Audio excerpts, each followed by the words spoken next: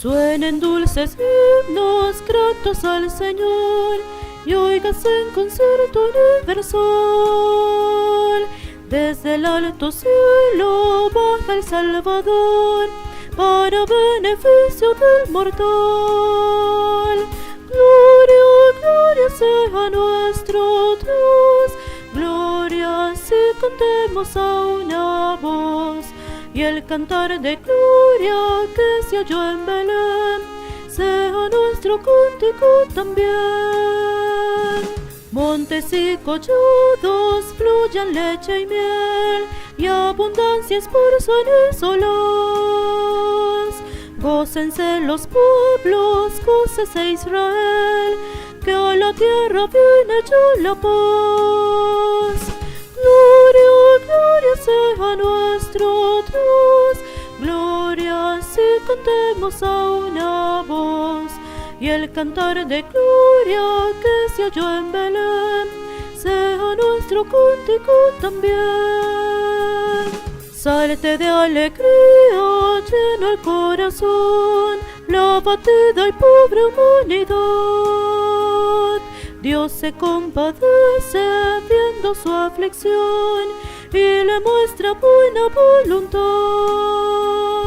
Gloria, gloria sea nuestro Dios, gloria si cantemos a una voz.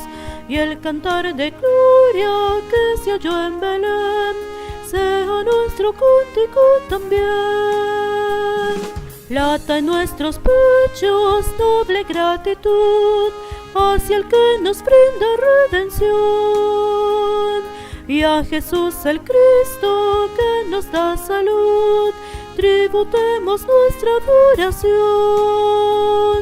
Gloria, gloria sea nuestro Dios, gloria si cantemos a una voz. Y el cantar de gloria que se oyó en Belén sea nuestro cántico también.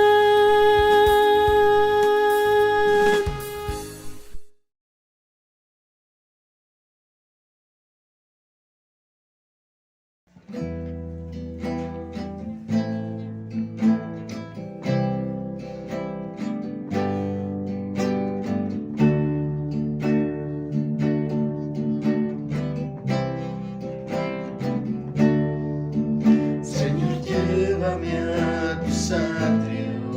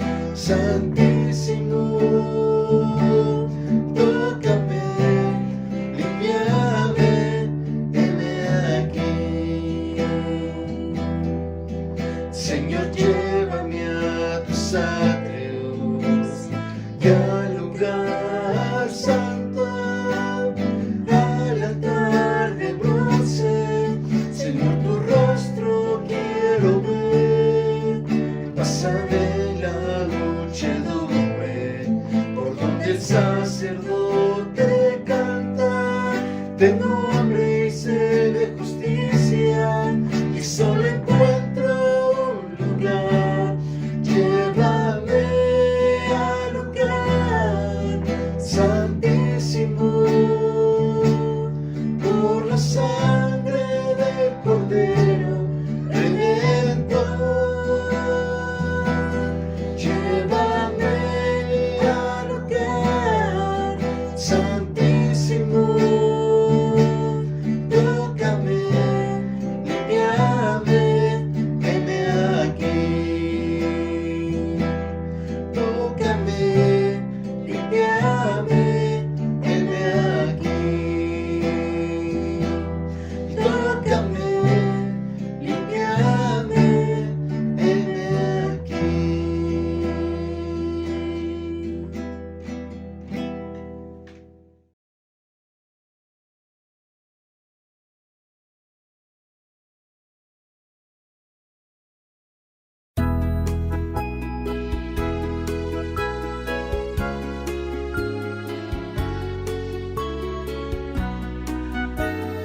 Perdí en las montañas, sobre los montes por doquier. Perdí en las montañas, que Cristo ya nació.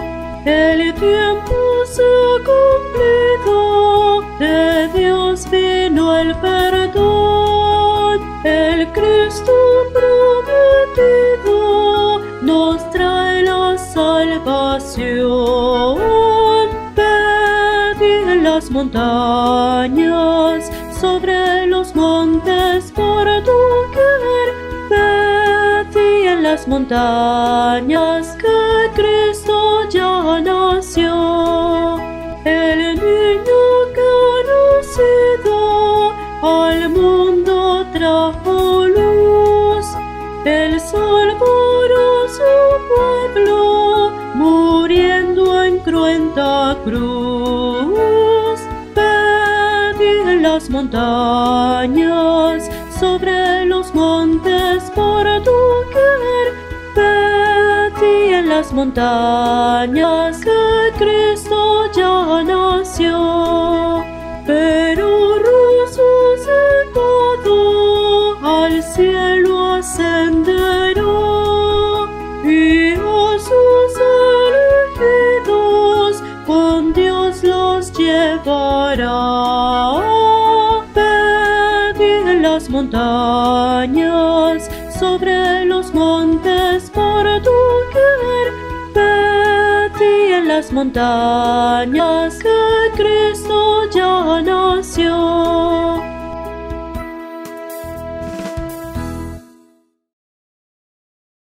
Buenas tardes, mis amados hermanos de la Iglesia del Divino Redentor de la Colonia de las Águilas, una iglesia muy amada por un servidor. Les saludo desde Cabo San Lucas, hermanos míos, tomando un pequeño descanso. Pero cuando el hermano Gerardo me invitó para llevarles el mensaje de la palabra de Dios, me dio mucho gusto, hermanos, y aquí estamos. Hoy, hermanos, reflexionaremos o meditaremos sobre el gozo del cristiano. La palabra gozo es una palabra impresionante. Es una palabra punzante, conmovedora. Sin embargo, como muchas palabras, ha ido siendo despojada de su verdadero valor, de su verdadero contenido. Y ahora se habla de gozo como una satisfacción del placer físico. Hay gozo cuando hay excitación, cuando hay movimiento, cuando hay algo que nos produce un placer netamente humano. Y en este pensar, hermanos, al analizar la carta que el apóstol Pablo escribió a los filipenses desde la cárcel, es importante que nos demos cuenta cómo el apóstol retoma el significado original de la palabra gozo y lo particulariza en el aspecto de en el Señor o del Señor. El gozo del Señor o el gozo en el Señor. Y el cristiano, hermanos, tiene ese gozo verdadero. El cristiano tiene esa bendición de Dios de gozar por encima de los hechos terrenales, por encima de las situaciones críticas de la vida, por encima de todo. Parece contradictorio, hermanos, que un hombre que estaba encadenado a un custodio, parece contradictorio que un hombre que estaba sufriendo la prisión pudiera escribir acerca del gozo. Sin embargo, vemos, hermanos, como su pluma ágil y sobre todo la dirección del Espíritu Santo le hace describir, le hace estructurar el gozo del Señor en una forma tan hermosa, en una forma tan profunda, pero al mismo tiempo tan clara. El gozo del Señor, hermanos, ese gozo que todo cristiano debe de llevar en su corazón. Entonces, pues, es importante que veamos el contexto que usa Pablo en la palabra gozo y regocijaos. Lo cierto es que el libro más gozoso de la Biblia proviene de la pluma de un escritor, como dijimos, encarcelado, sujeto a un guardia romano. Muchos expertos opinan que Pablo escribió Filipenses justamente cuando Nerón comenzaba a arrojar a los cristianos a los leones hambrientos y a quemarlos como antorchas para iluminar sus banquetes. ¿Cómo podría un hombre normal, un hombre racional, dedicar una carta al tema del gozo cuando su propia supervivencia se encontraba seriamente amenazada? ¿Cómo? En un ambiente tal, ¿cómo es posible que prospere el gozo? Siento que al irnos introduciendo más en esta carta, vamos a ir entendiendo, hermanos, que el gozo del cristiano es algo infinitamente superior, hermanos, al gozo físico, al placer físico, al gozo momentáneo, al gozo efímero. Pablo, hermanos, insinúa una respuesta en un estallido, porque realmente es una explosión de elocuencia que está presente en el capítulo 2, versículos 5 al 11. Filipenses 2, 5 al 11, que dice así: haya pues en vosotros este mismo sentir que hubo también en Cristo Jesús, el cual, siendo en forma de Dios, no estimó el ser igual a Dios como cosa a que aferrarse, sino que se despojó a sí mismo, tomando forma de siervo, hecho semejante a los hombres. Fíjense ustedes nada más, impresionante lo que nos narra aquí el apóstol Pablo. En este párrafo sucinto y métrico, pudo haber sido, incluso, hermanos, los estudiosos dicen que pudo haber sido un himno conocido por la iglesia primitiva.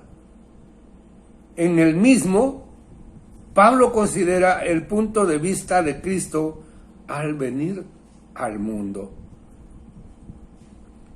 Durante la época de Navidad, hermanos, que ya se acerca, ya estamos tocando las puertas de diciembre, durante la época de Navidad, nosotros celebramos, hermanos míos, la gran noche en que Dios se humanizó. en que Dios llegó a la tierra tomando la forma de un niño. Pero fíjense bien, hermanos, para el resto del universo, este evento se presentaba como una asombrosa humillación de Dios, el creador de todo lo que existe. Tomó el endeble cuerpo de un ser humano para sufrir una vida limitada y una cruenta muerte en el planeta Tierra. Qué contraste, hermanos, tan tremendo, qué contraste tan extraordinario. Ese ser único y verdadero, ese ser poderoso e incomparable, en su segunda persona toma forma de un siervo, toma forma de un ser humano, mis amados hermanos. Continuando entonces, mis queridos hermanos, Pablo señala la muerte de Jesucristo para demostrar que Dios puede tomar aún el momento más oscuro de la historia y transformarlo para bien. Por eso el apóstol Pablo en una de sus cartas dice que gozó el sufrimiento del Señor Jesucristo. Y no es que hubiera sido masoquista, no. Lo que sucede es que él entendía perfectamente bien el resultado de su muerte. Él entendía, hermanos, que el resultado de su muerte iba a ser para vida eterna de mucha gente. Y esto, hermanos, sin duda alguna llenó de gozo a nuestro Señor Jesucristo. La cruz y el hecho de que Jesús no permaneció muerto demuestran que nada es lo suficientemente poderoso como para extirpar la causa del gozo. Aquí podemos decir el gozo en el Señor. Porque, hermanos, nosotros nos gozamos, pero no nos gozamos en nuestra persona. Nosotros nos debemos de gozar en el Señor, como dice Pablo. Ahora bien, es así que vemos que ni aún la situación normalmente deprimente de este preso de estar preso, molestaba a Pablo. Fíjense, hermanos, qué interesante está esto, porque miren, hermanos, no me dejarán mentir.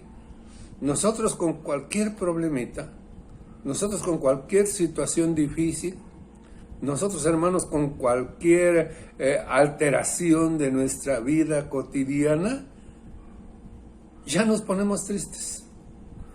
Ya la angustia, ya la preocupación, la ansiedad se apodera de nosotros.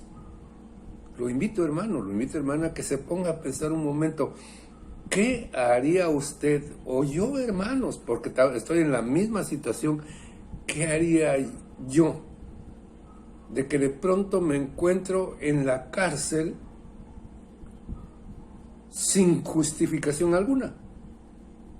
De que de pronto me encuentro en la cárcel por haber predicado a Jesucristo a la gente, porque esto le pasaba a Pablo. Al escribirle a los filipenses, debe haberse recordado su primera visita a Filipo. Sí, debió haberlo recordado.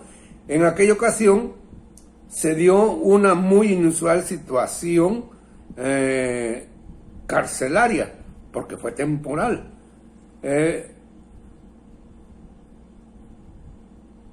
¿Se acuerdan ustedes de este hecho?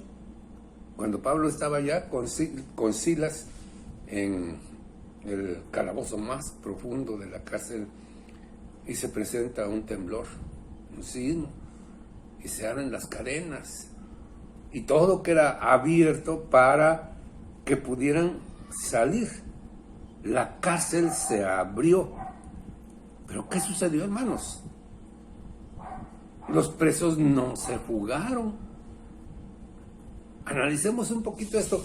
Fíjense, ok, estoy de acuerdo que Pablo y que Silas no se fugaran. ¿Por qué? Pues porque ellos confiaban en el Señor y el gozo de ellos estaba en el Señor. E incluso acuérdense qué hacía Pablo y qué hacía Silas cuando estaban allí presos, encadenados. Cantaban al Señor, manifestaban su gozo. Pero los demás presos, hermanos, ¿por qué no se fugaron? ¿Por qué no se fueron? Esto lo dejamos en puntos suspensivos para que al final concluyamos y seguimos. Aún en aquellas ocasiones en que Pablo estaba preso durante largo tiempo, Dios utilizaba esta experiencia para promover el evangelio. En uno de ellos dice: yo estoy preso, pero la palabra de Dios está libre. Sí, yo estoy aquí recluido, pero mi pluma hace que la palabra de Dios vuele a través del tiempo y del espacio. Mientras se escribía la carta a los filipenses, había conversiones entre los soldados romanos que estaban en el palacio y que, por ser guardias de Pablo, se veían obligados a ser testigos del ministerio de Pablo. Ahora bien, Pablo señala la muerte de Jesucristo para demostrar que Dios puede tomar aún el momento aún más oscuro de la historia y transformarlo en el momento más glorioso, más brillante y más gozoso. La cruz y el hecho de que Jesús no permaneció muerto demuestran que nada es lo suficientemente poderoso para poder extirpar la causa del gozo en el Señor, como dice Pablo. Ahora ya particularizamos. El gozo del cristiano no es un gozo propio, porque el gozo propio hemos visto que es efímero. El gozo del cristiano está cimentado, está arraigado plenamente en su Señor y Salvador Jesucristo. Es así que vemos que ni aún la situación normalmente deprimente de este preso molestaba o disipaba o disminuía su gozo. Al escribirle a los filipenses, debe haber recordado su primer visita a Filipos. En aquella ocasión se dio una muy inusual situación carcelaria. ¿Por qué decimos esto? Porque estaban allí Pablo y Silas en el calabozo, encadenados, y noten ustedes qué estaban haciendo. No estaban llorando, no estaban tristes, no estaban angustiados, estaban alabando al Señor. Estaban alabando al Señor y de pronto, hermanos, la cárcel se abrió. Pero el contraste es que los presos no se fugaron. Todos permanecieron allí. Algo totalmente inusual, algo totalmente extraordinario. Aún en aquellas ocasiones en que Pablo estaba preso durante largo tiempo, Dios utilizaba esta experiencia para promover el evangelio. De ahí la importancia del testimonio. Los presos no se fugaron porque estaban admirados con esa firmeza de fe que Pablo y Silas habían manifestado. No se fugaron porque veían y se preguntaban por qué estos dos hombres están gozosos y alaban a su Dios estando en estas condiciones tan miserables. Siempre hemos dicho que cuando algo sucede así, las personas que lo observan, algunas de ellas que dicen: yo quiero ser como uno de ellos. Hermano, hermana, tu testimonio es fundamental para que el Evangelio de Jesucristo se promueva. Mientras escribía la carta a los filipenses, había conversiones entre los soldados romanos que estaban en el palacio y que, por ser guardias, se veían obligados a ser testigos del ministerio de Pablo. Hermano, usted no va a estar preso, lo más seguro, hermana, lo más seguro es que nunca estaremos presos. Pero sí estamos muchas veces, por decirlo entrecomillado, recluidos en nuestros trabajos o en nuestros negocios o los estudiantes en su escuela. ¿Y qué hacemos, hermanos míos, para manifestar que aún en el trabajo y aún en condiciones no muy bonancibles, hay gozo en nosotros? ¿Cuántos cristianos, hermanos, están en el trabajo renegando del trabajo, mascullando palabras incorrectas, aplicando la ley del menor esfuerzo?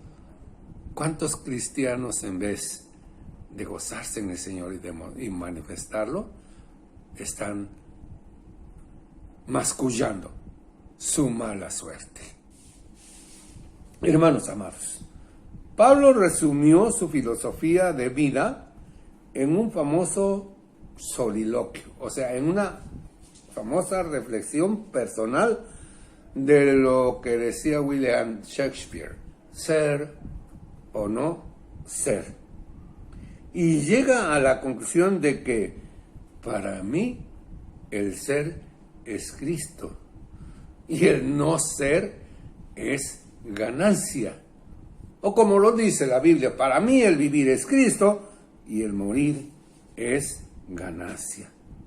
Hermanos míos, Dios es aún más fuerte que la muerte. Y eso hace que el gozo de un cristiano sea indestructible. Vamos a concluir nuestro breve mensaje, hermanos, tratando de aplicar esta enseñanza a nuestras propias vidas. Y nos preguntaríamos, ¿cómo estoy viviendo la nueva vida que Cristo me regala? ¿Estoy disfrutando esa nueva vida que Cristo me regala o sigo sumergido en un mar de confusiones, en un mar de inquietudes, en un mar de situaciones controversiales y, por qué no decirlo, existenciales? ¿Cómo estás viviendo tú, hermana, tú, joven señorita, joven hermano? ¿Cómo estás viviendo la vida en Cristo? ¿Realmente te gozas en el Señor Jesucristo? ¿Realmente, por difícil que se presente el panorama, tú te gozas en el Señor Jesucristo? A fuerza de ser sinceros, hermanos, a mí me ha pasado que no. Que a veces las situaciones difíciles en la vida del individuo, a nosotros los cristianos nos llevan a olvidarnos que hay algo más poderoso que el sufrimiento. Que hay algo más poderoso, mis amados hermanos, que las lágrimas. Que hay algo más poderoso que lo temporal. Y que es nuestro Dios, que es nuestro Señor Jesucristo, que es el Espíritu Santo que nos sostiene y que nos da dirección y sentido de vida. De tal forma, mis amados hermanos, que ahora que estamos retomando la nueva realidad, como se les está llamando después de la pandemia, hermanos, cambiemos nuestra perspectiva de vida. Modifiquemos esa situación que tal vez hasta ahora hemos venido arrastrando, y como nos dice el apóstol Pablo allá en Filipenses capítulo capítulo 4, versículo 5. Regocijaos en el Señor siempre. Otra vez digo, regocijaos. Y haciendo propias las palabras de Pablo, le digo a usted, hermano y hermana, de la Iglesia del Divino Redentor, de la Colonia Las Águilas, regocijaos en el Señor siempre. Otra vez digo, regocíjense, hermanos. Regocíjense porque el Señor está con nosotros y está por encima de cualquier situación negativa que se nos presente. Ha sido un gozo poder compartir con ustedes la palabra. Que el Señor les bendiga y que el Señor les guarde. Amén.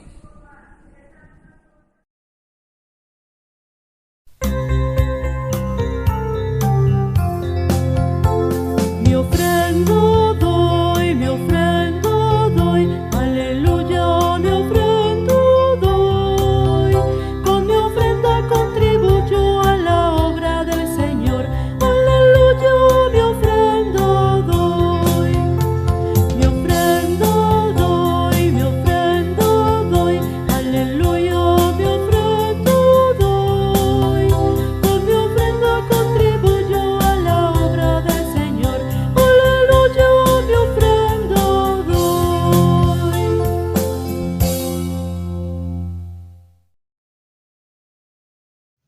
Que la gracia de nuestro Señor Jesucristo, el amor de Dios el Padre y la participación de su Santo Espíritu sea con cada uno de vosotros, con toda su iglesia, hasta que Cristo venga. Amén.